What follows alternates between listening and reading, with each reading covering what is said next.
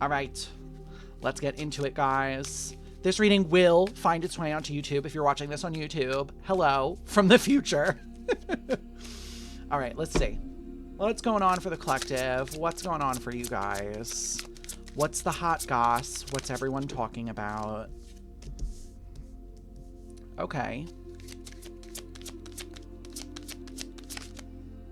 Try again. So we're feeling stuck. Whew, we're feeling real stuck and real burdened. Okay. Let's see what's actually going on, though. I'm going to do 6, and then we're going to clarify. Yeah. Oh, my God. Okay. You know when your eye itches, but then it, like, hurts when you scratch it?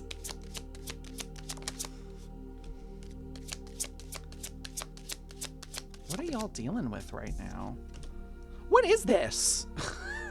Okay, let's dive in, and then I'm going to clarify. I brought 2 decks with me today. I have 2 tarot decks, no oracles, so we're going to clarify with this, but let's get into this. Bottom of your deck. Ooh, double Pisces energy here. Both cards on the bottom of both decks are Pisces cards. You've got the Hanged Man and the High Priestess. So, some of you could be Pisces. I may not be the only Pisces in the chat today. But you've got the Hanged Man, the 9 of Swords, and the 7 of Swords. For a lot of you, the challenge here is kind of like freeing yourself from something that you feel trapped in. This is kind of weird, but like what I'm hearing is like a lot of you are dealing with guilt in relation to the trapped feeling. Like there's this feeling of like, well, I can't leave because then I'm going to feel guilty about it. But what is weird here with the 7 of Swords that I feel like you guys aren't realizing is that you're being kind of taken advantage of right now is how I'm hearing it. It feels like for a lot of you, you're like, oh, I need to, like, let's say this is a job. You're like, oh, I need to leave this job, but I'm going to feel guilty if I leave this job. But really your job is quite blatantly taking advantage of you. And I don't feel like you guys are necessarily seeing this. Or maybe you're feeling it, but you can't articulate it. So let's dive into it. You start with the 10 of Pentacles here and the 8 of Swords. So, hi, Farrell. Welcome in. You know, so right away, this is 10 of Pentacles, 8 of Swords. For some of you, it's family. It doesn't have to be. 10 of Pentacles for me is a family unit card. But with the 8 of Swords, this, like I said, there's money here. So this could definitely be job or career for some of you. With 8 of Swords, it feels like you're kind of tied to, especially if this is work for you guys, it's like you're tied to the way that you're making your money right now. And I feel like what your challenge is all about, and like what this reading is all about, is like I keep hearing reframe it, like reframe it. I feel like the reframing is not necessarily like, you know, we're not here to talk about like toxic positivity, you know, don't gaslight yourself and be like, well, at least I have a job. No, that's not what we're talking about. When we're talking about reframing, I feel like for a lot of you, the reframing is like not, how do I say that? Like not seeing it as a necessary evil, like seeing it for what it is. When we talk about reframing, like see the problem for what it is without wanting to kind of like put fluff around it is the word I'm hearing. I'm having some like flashback to college when I was an English major. This is gonna be really specific for some of you. I had an English professor that told us that a lot of creative writers will put like fluff in their writing. And that's just almost like a space filler, you know? So like instead of taking 1 sentence to describe the room, I take 4, but 3 of those sentences are fluff. A lot of you, when you look at your life circumstances right now, or when you're looking at this one specific thing, whatever we're talking about, you pad it with a lot of fluff. So it's almost like it doesn't hurt as bad. But you've got the 10 of Wands and the 7 of Pentacles. So at the same time, you're also painfully aware that it does hurt. You know, 10 of Wands and the 7 of Pentacles, like, okay, maybe it doesn't hurt, but it's uncomfortable. You know, it's like 10 of Wands is a burden. It's heavy. It's debilitating sort of energy here. So it feels like with the 7 of Pentacles, that talks about time, you know, weeks, months, years. It feels like you've been dealing with this for quite some time, and it's almost like you think you're immune to it, but you're just ignoring it, but you're also self-abandoning. Every time that you tell yourself, you're like, oh, I'm just used to it right now. Have you ever had any of those friends where like their lives are just like always falling apart, and you're always just like, hey, why do you live like this? And they're like, oh, this is just how I live. Everything is always like this. Don't you think that's a problem? Don't you think that we're kind of self-abandoning a little bit when we are just allowing the world to kind of steamroll us in this manner? Because your last two cards here before we get into clarifiers is the King of Swords and the Nine of Wands. Whoever this is for a lot of you, this is like lawyerly energy. King of Swords for me is so not cuddly. You know, it is so like, why are you wearing that? You look stupid. You know, King of Swords is very abrasive for me as a reader, and it can often be like pretty debilitating to be around a King of Swords energy because they're just so harsh and they're so, you know, it's like mild degradation is the best way I could put this here. This is interesting. I'm not understanding, like, let's get a little bit more into it. Why are y'all putting up with this? What is it and why are we putting up with it? Wheel of Fortune, you may not have to put up with it for much longer, but a lot of you, it's family. Queen of Pentacles. Hi, Sea Muffin. Welcome in. Nine of Cups, Queen of Pentacles, and the Hanged Man. What? It's almost like I keep hearing, like, make a move. Like, I almost feel like y'all are just kind of biding your time here, but it's, like, not for anything useful. I'm going to call you out really quick. You know, I feel like some of you are like, oh, I'm biding my time. I'm conserving my resources. I'm waiting for the right time. But then, like, you never fucking do anything. What's the point of biding your time if you never actually do anything with the time that you're saving up or the resources that you're saving up here? You know, I feel like this, yeah, Six of Pentacles, this kind of boils down to more of that energy of, again, like equal give and take, but also like, what am I worth? You know, like, it feels like some of you are just,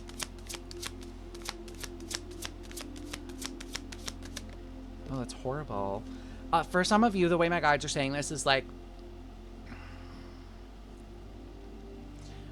it's like some of you believe your self-worth to be so little that it's not even worth the energy it would take to take an action to fix something.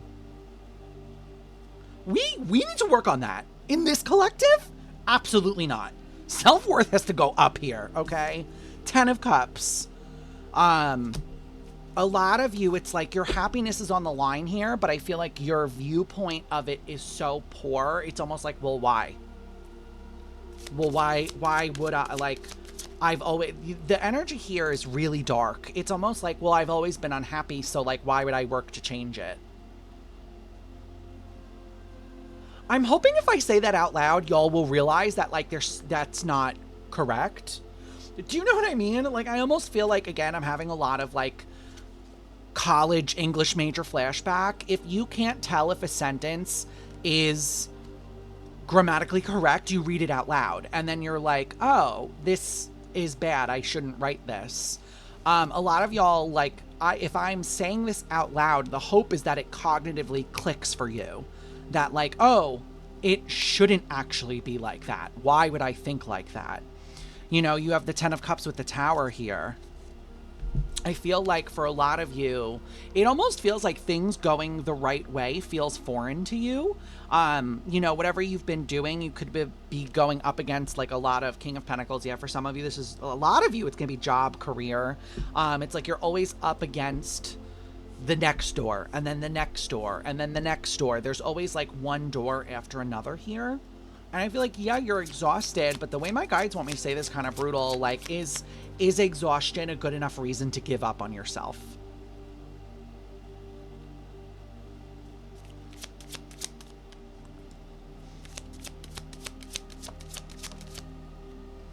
Yeah, Temperance. Temperance and the Fool! Why? Why? Okay, I'm gonna say this. Some of y'all need to get this tattooed on you. If you are always waiting for the right time, you will always be waiting. Once again, we're biding our time. What's the point of biding your time if you never take the leap? I'm talking to like people that have everything figured out. I am not saying, let me put a quick disclaimer here. I am not telling y'all to like abandon your house today and have no backup and be homeless. That's not what I'm saying. But for those of us that have, you know, like, let's say you are in the process of moving. You're like, okay, well, I've found the apartment. I've found the job. I've figured out how to relocate. I've got all my ducks in the row, and all I have to do is pull the trigger, and I just simply won't. Because you still feel like there's extra work to do, or you don't trust that all of your stuff is handled and organized. I don't know why my guides want me to be really a little abrasive tonight. I have some, the way my guides are saying this is like, I have some bad news for y'all. Things are gonna go wrong. There is no scenario in the world where every single thing that you plan out is going to go 100% according to plan. Hiding behind the possibility that things could go wrong, this is really rude, is complacency dressed up. You put lipstick on a pig, it's still a pig.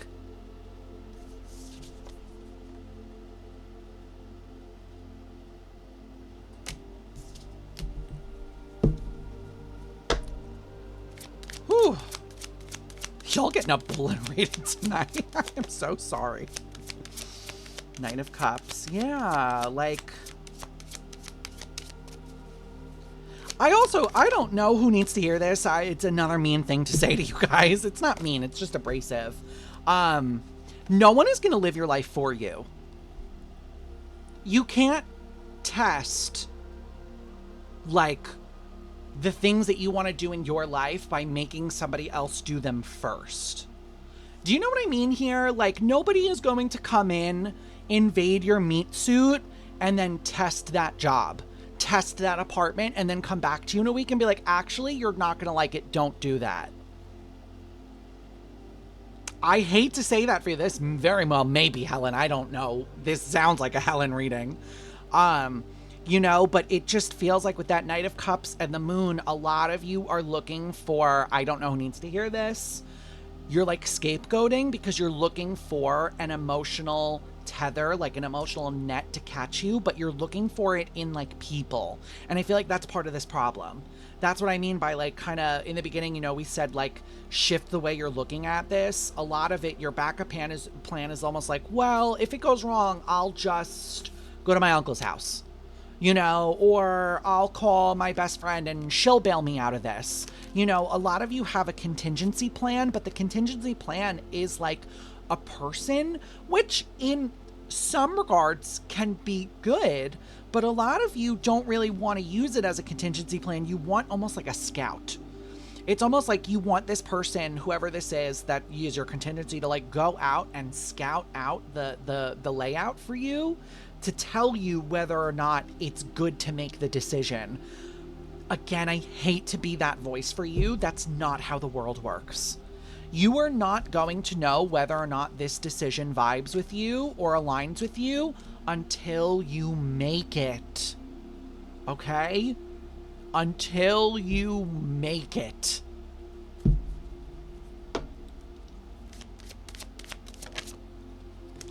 I know. Three of Swords, Page of Cups. You guys have to have more faith in yourselves. You have to have more faith in yourselves here.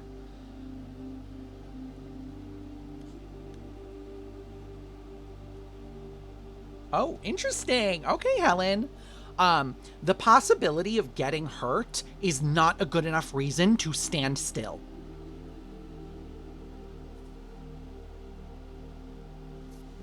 What was the I know? Oh, Helen was just saying that a lot of you are depressed. Sorry, I forgot to say that. The Three of, like, right before the Three of Swords came out, she was like, they're very depressed. And then the Three of Swords came out, and I said, I know. You know, I just feel like with the Page of Cups here and the Three of Swords, like, you just have to trust yourselves, guys. That was aggressive. I'm so sorry. I don't know. I know this is a Helen reading. For those of you that don't know, Helen is a great grandmother of someone in the collective, and she's absolutely destructive in the advice that she gives.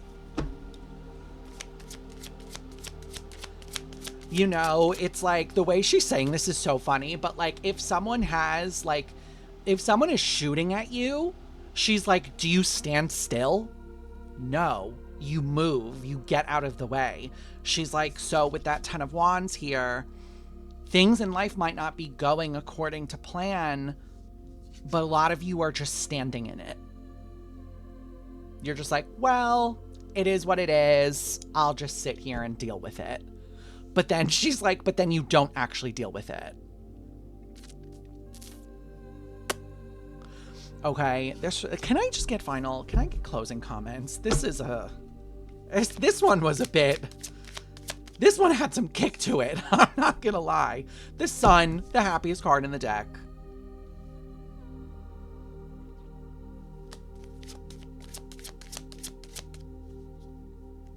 Okay, that's melodramatic. The fight for happiness is never ending. She's not wrong. Like, she's correct, but it's still a very melodramatic thing to make me say. You know, I feel like with the Page of Wands and the Sun. Oh, she's definitely said this to you guys before, but I'm going to say it again. Dare to dream. Dare to dream. Y'all have to start believing in your dreams, believing in your own happiness, but also believing that happiness is possible for you. That's really what this boils down to. Yeah, 8 of Pentacles. Like, I get it. I get that. I understand, truthfully, how hard it is to feel like you are putting in effort and it's not getting you anywhere. From one girly who's working to rebuild to another, you can't stop. We're talking, I left behind 16,000 followers on TikTok. I have less than 100 subscribers on YouTube. You can't stop, you guys.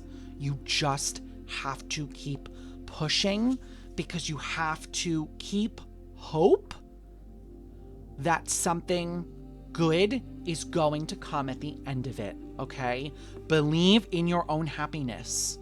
Believe in the possibility of being happy, of feeling fulfilled, of feeling like you did a good job. Okay? Helen says that happiness is the most expensive commodity of our time. She's so funny. She's like, so what if you have to work a little bit harder to get it? Okay? I'm going to leave the collective there. If you found this on YouTube and you are not watching live, consider subscribing, consider leaving a like. You can catch us, me, and the girls over here in the chat on Discord, as well as on Twitch. Where am I? I'm here on Twitch. I'm like, wait, where am I streaming right now? So yeah, I will leave you guys with this, and I hope to see you, if you're watching this on YouTube, I hope to see you in Twitch somewhere in the future, okay? Bye!